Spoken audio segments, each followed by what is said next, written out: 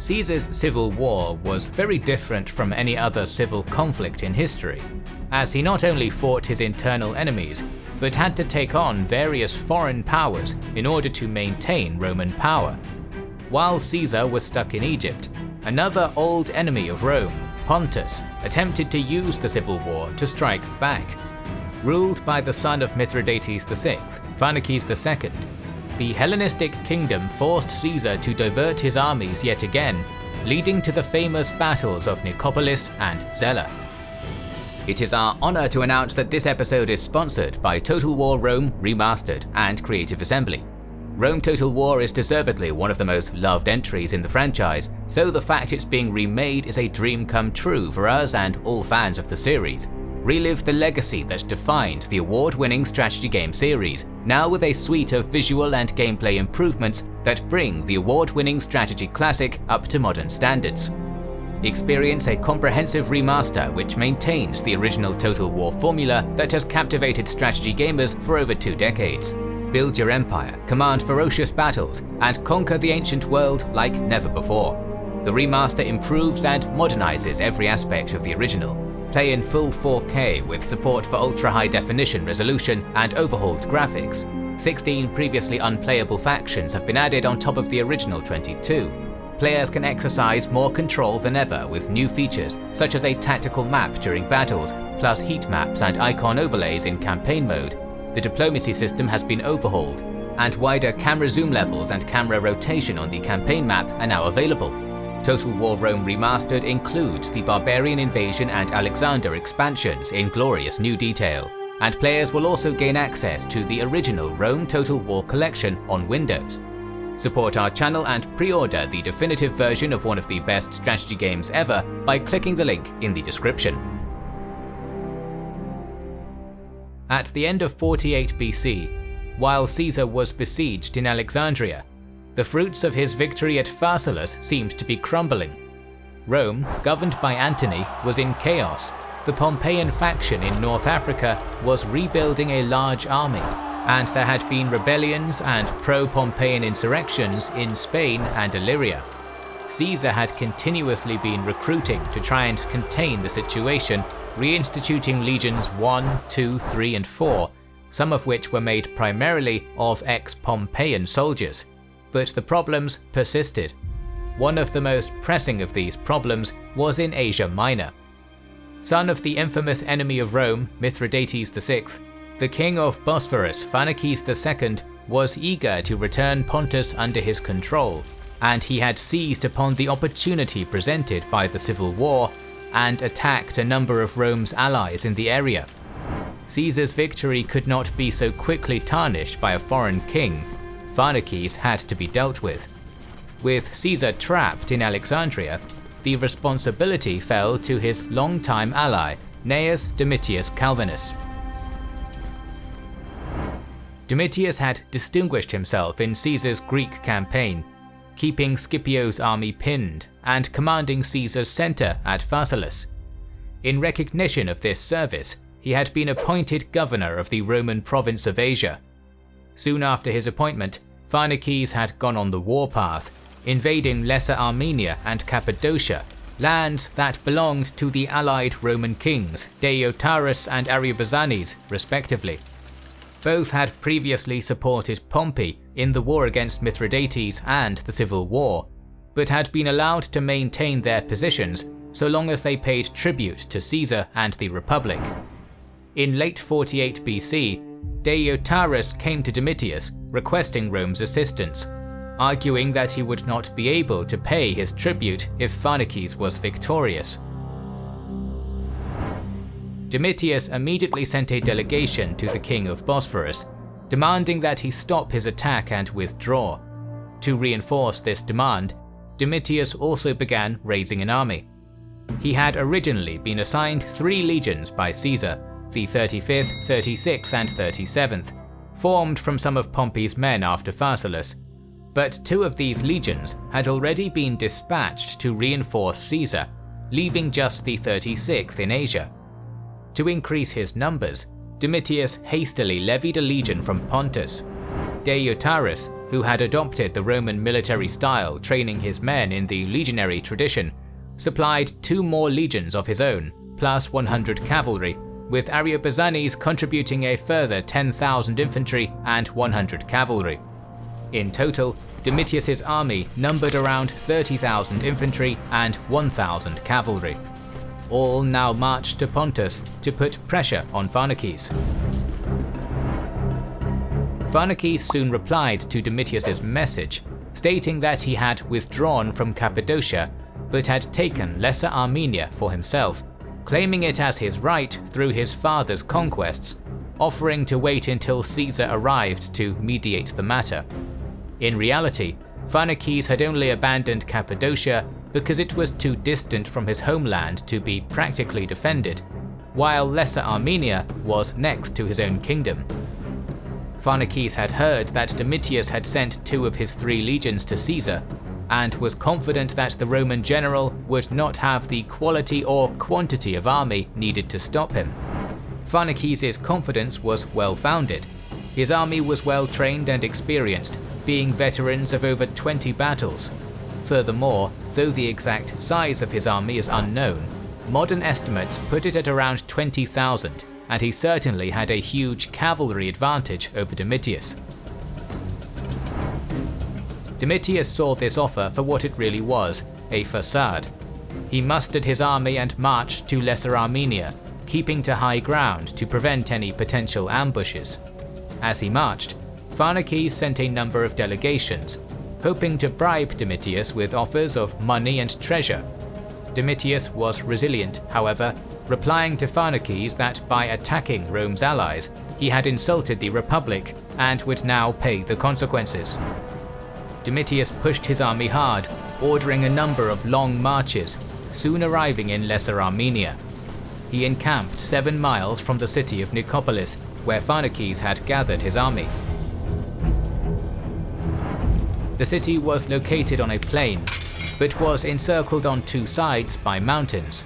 In order to reach the city, Domitius would have to march through a pass in these mountains, presenting Pharnaces with an ideal situation to ambush his enemy.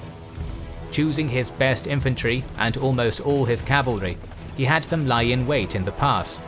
To better conceal his plan, Pharnaces also ordered cattle and peasants into the defile to maintain a look of normalcy. He also kept up his facade of finding a diplomatic solution, sending constant peace envoys to Domitius. Unfortunately for Pharnaces, these envoys somewhat backfired, with Domitius staying in camp for a number of days, attempting to genuinely negotiate with Pharnaces' ambassadors. As the days passed, Pharnaces grew increasingly worried that his ambush would be discovered. Not wanting to risk his men, Pharnaces ordered them to withdraw from their positions. He would have to wait to fight a battle in the open. He did not have to wait long. Domitius saw that peace would be impossible, and marched his force closer to Nicopolis and began to fortify a second camp. As they began to encamp, Pharnaces' army poured out of the city and drew up for battle.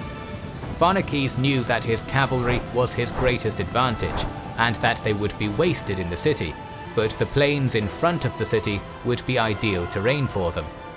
Hastily, Domitius completed his camp, drawing his army inside. It is probable that Domitius had originally planned to besiege Pharnaces inside Nicopolis, and so negate his cavalry advantage. Now it seemed that the tables would be turned, and Domitius would be the one besieged in the fort. The following night, Pharnaces intercepted messengers from Caesar, telling Domitius of his situation in Alexandria and requesting immediate reinforcements. Seeing a golden opportunity, Pharnaces let these messengers go, sending them to Domitius. Domitius was now caught in a dilemma. On the one hand, he could keep his force inside the fort, which would better preserve his army, but would mean he would not be able to reinforce Caesar, possibly jeopardizing the whole Alexandrian campaign. On the other hand, he could leave the fort to try and force a quick battle against Pharnaces before rushing to Caesar, but would first have to fight in open terrain, where Pharnaces' cavalry would have an advantage. Pharnaces had put Domitius in a dangerous position. Seeking to capitalize on it, Pharnaces ordered 2 long trenches to be dug from the walls of Nicopolis to the front of his lines, each 4 feet deep. He placed his infantry between the 2 trenches in one unbroken line, with a further 3 lines of infantry each behind the center and flanks. His cavalry was put on the extreme flank outside of the trenches. Pharnaces had effectively constructed a funnel that would force a frontal attack and protect the flanks of his infantry while still allowing his cavalry room to maneuver. It was a brilliant tactic and would be very difficult for Domitius's army to crack. Nevertheless, faced with the option of saving Caesar or preserving his army, Domitius chose Caesar and decamped for battle. He drew his force up in the triple axis, the 36th on the right, the rookie Pontic Legion on the left, Deiotarus' legions in the center, and Ariobarzanes' men making up the back lines. Domitius gave the order and his army charged. The 36th, partly made of Pompeian veterans, fought brilliantly against the cavalry opposite them, forcing a way through to the walls of Nicopolis and even beginning to cross the trench, attacking Pharnaces' center. However, these were the only men in Domitius's army having any success. It is not entirely clear what happened to the Pontic Legion, but it seems they tried to force a way through the cavalry on their wing, as the 36th had done, but had not been successful and were pushed into the trench, being attacked from 2 sides by cavalry and infantry. The center was even less successful. Deiotarus' legions and Ariobarzanes' men had put up little resistance, breaking soon after engaging Pharnaces' infantry. With the Roman left and center now broken, Pharnaces' army now started to surround the 36th Legion. Its experience proved invaluable, however. Forming a fighting circle called Orbis, with the highest ranking officers including Domitius in the center, the 36th cut their way out of the encirclement, fighting their way to nearby rocky hills. Given the difficult terrain, Pharnaces did not press them. It did not matter, as he was victorious. The 36th had lost just 250 men, but Domitius's allies had suffered much more, Deiotarus' men alone losing around 5,000. The Pontic Legion had also taken heavy casualties. Caesar says that a number of Roman nobles were killed in the battle, and it is likely that they were officers of the Pontic Legion. Gathering the remnants of his army, Domitius retreated back to his province of Asia. Pharnaces immediately capitalized on his victory, seizing his father's old kingdom of Pontus, which Pompey had claimed for Rome. He stormed a number of Roman-held towns, putting many Roman citizens to death, castrating Roman boys, and plundering the treasuries. He would not be able to enjoy his victory for long, however. Roman Asia was probably saved by a revolt led by Pharnaces' son-in-law Asander, which drew Pharnaces north, postponing the invasion. Caesar, by now, had won the Battle of the Nile and had received word of Domitius's defeat. He was now en route to personally handle the situation. Caesar arrived in Syria, spending a few days sorting out administrative problems in the province, before leaving his kinsman Sextus Caesar in control and sailing to Cilicia. Here, he again spent a few days settling local problems, before pushing on into Galatia, where he met Deiotarus. The latter was somewhat nervous of Caesar, as he had previously sided with Pompey. The king sought forgiveness, explaining that due to his position in the east, he had little choice but to support Pompey. With customary clemency, Caesar forgave Deiotarus, though he did chide him for his decision.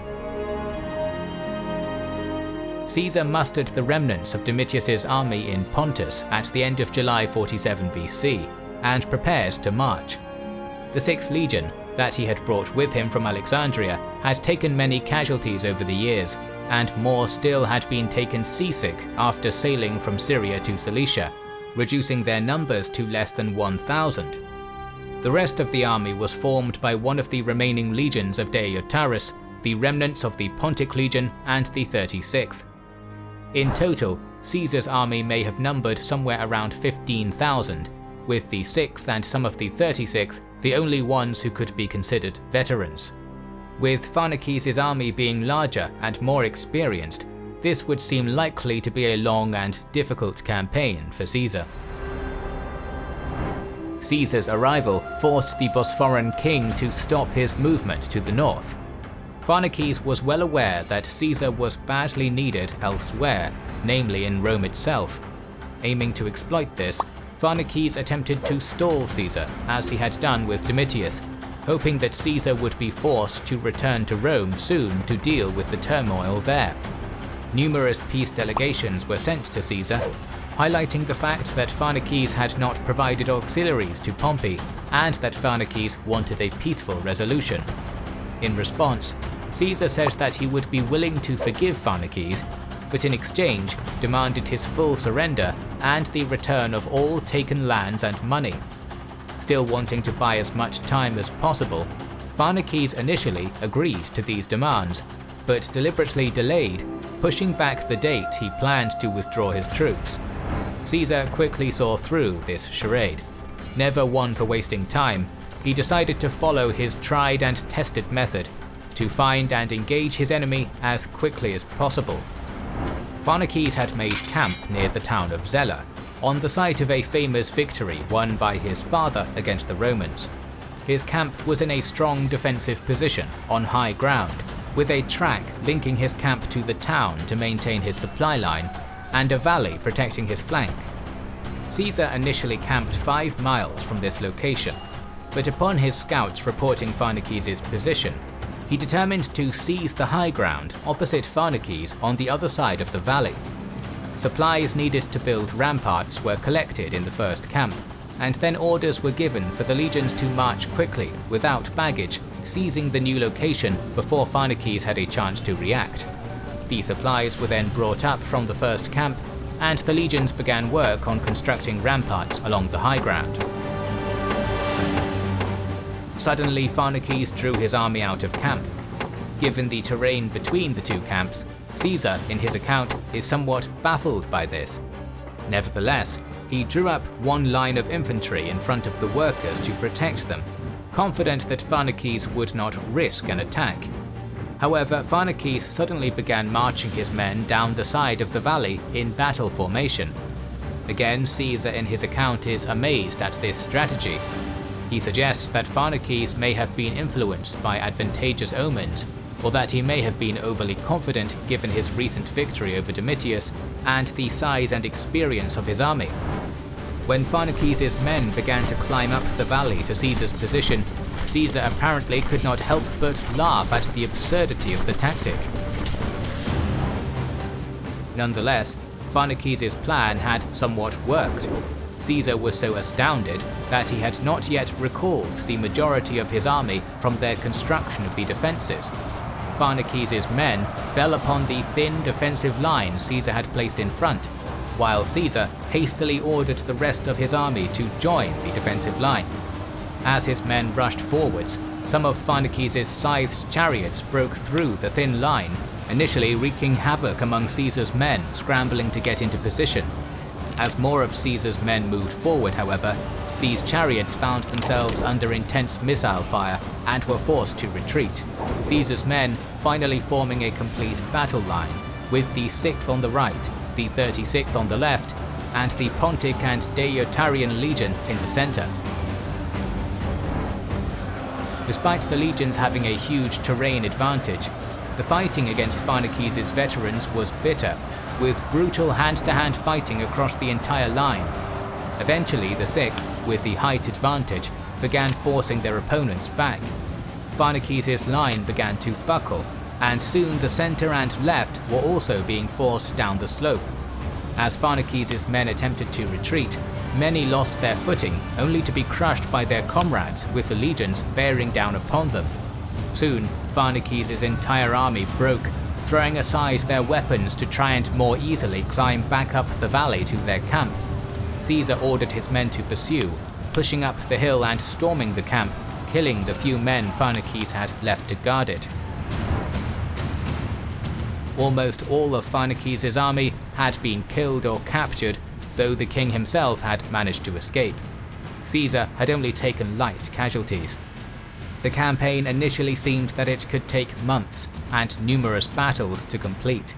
Indeed, the Mithridatic Wars that Rome had waged against Pharnaces' father had spanned 25 years, and Pompey had spent 3 years campaigning in Asia Minor and securing the region for Rome. Caesar's campaign had lasted just 5 days since he arrived in Pontus, with the entire enemy force defeated in a day. Though the victory was more a result of Pharnaces' rather baffling strategy than any brilliant generalship from Caesar, Caesar was never one to miss out on a propaganda opportunity. A simple message was spread through Rome, proclaiming Caesar's success: Veni Vidi Vici. I came, I saw, I conquered. After the battle, Pharnaces attempted to retreat to the north, but was chased by Domitius. With few options left, he had to abandon Sinope. Pharnaces then sailed to Bosphorus to raise another army, and even had some success before he was defeated and killed by Asander. In response to the events in Bosphorus, Caesar appointed Mithridates of Pergamum, who was invaluable during the campaign in Egypt, the king of Bosphorus. In the time Caesar had spent in Egypt and Asia Minor, the situation in Spain and Illyria had also improved. Lepidus, the future triumvir and current governor of Hispania Caetiria, had intervened in Hispania Ulteria, stabilizing the region. Trebonius had been assigned to replace Longinus, who was dismissed and died in a storm while leaving the province. Meanwhile, another of Caesar's lieutenants, Vatinius, had gathered a fleet, and the veterans left in Brundisium who had been too sick to join Caesar in Greece to confront Octavius. The veterans had proved their worth, winning a quick naval victory over Octavius, securing Illyricum, and forcing Octavius to retreat to North Africa. With these areas secured, Caesar could now begin to turn his attention to the last remaining threat, the Pompeian faction in North Africa. But firstly, he was needed in Rome. Antony's governance had been disastrous, and Caesar could not afford to embark on another campaign with Rome in turmoil. Caesar left the 36th and Pontic Legion in Asia Minor, ordering the 6th back to Italy, following them shortly afterwards. More videos on the Great Roman Civil War are on the way, so make sure you are subscribed and have pressed the bell button.